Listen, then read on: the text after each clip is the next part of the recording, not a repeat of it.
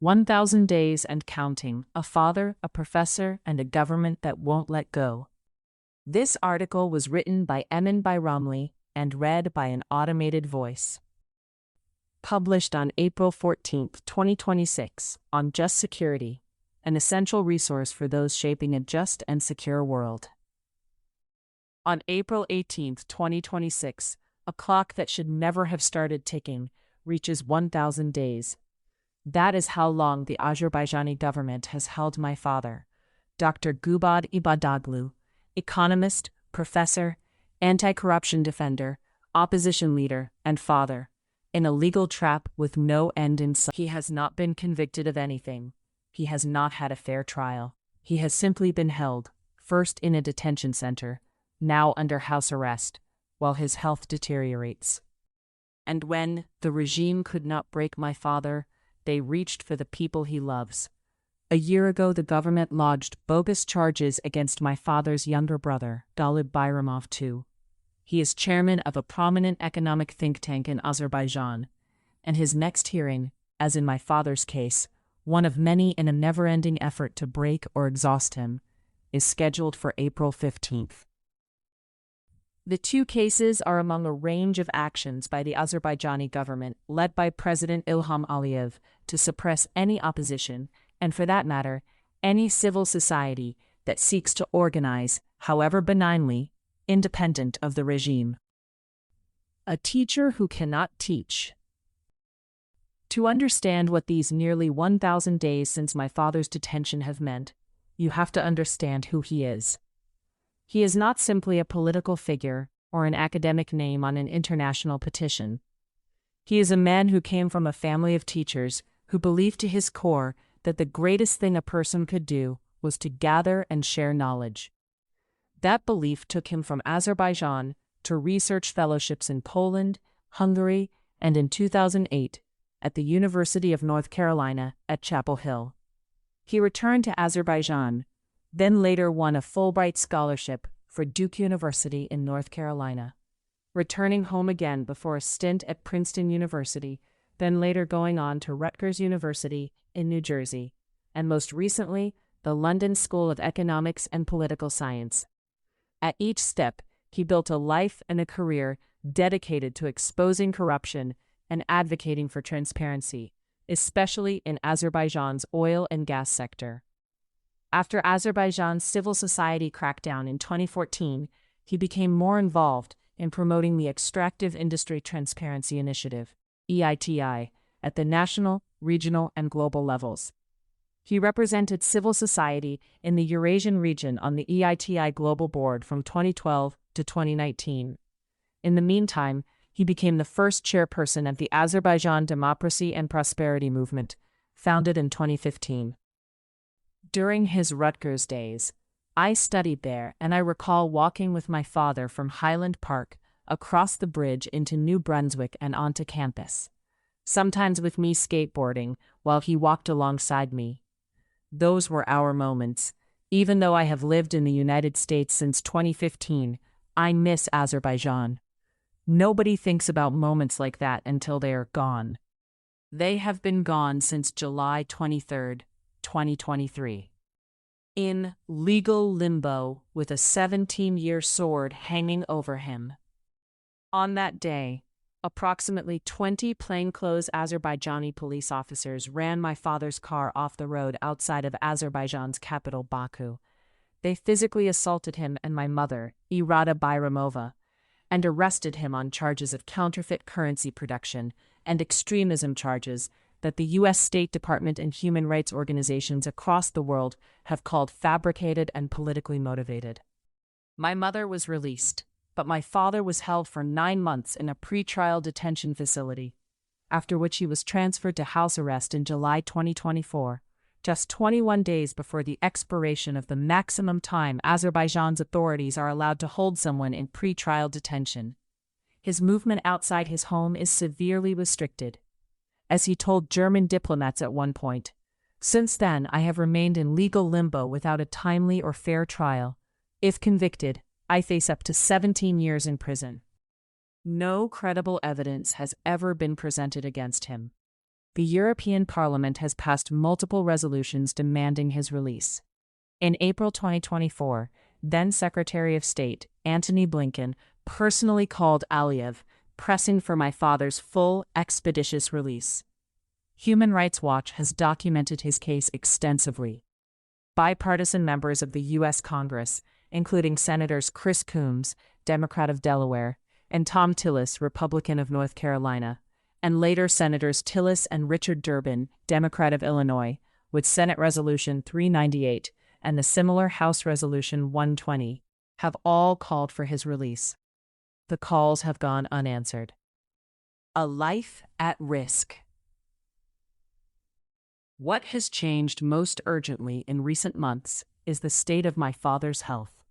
He has long been denied adequate medical treatment for high blood pressure and diabetes. Now he is suffering from a rapidly enlarging aortic root aneurysm accompanied by valve damage, a life-threatening cardiovascular condition that requires urgent surgical intervention. In his own words, my life is at serious risk. The cruelty is in the details. Adequate treatment is not available to him inside Azerbaijan.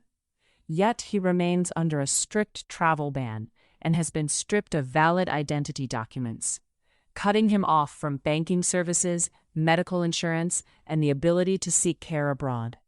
He is required to report to a police station twice a week, a station located 35 kilometers from his home, simply to prove he has not left the country.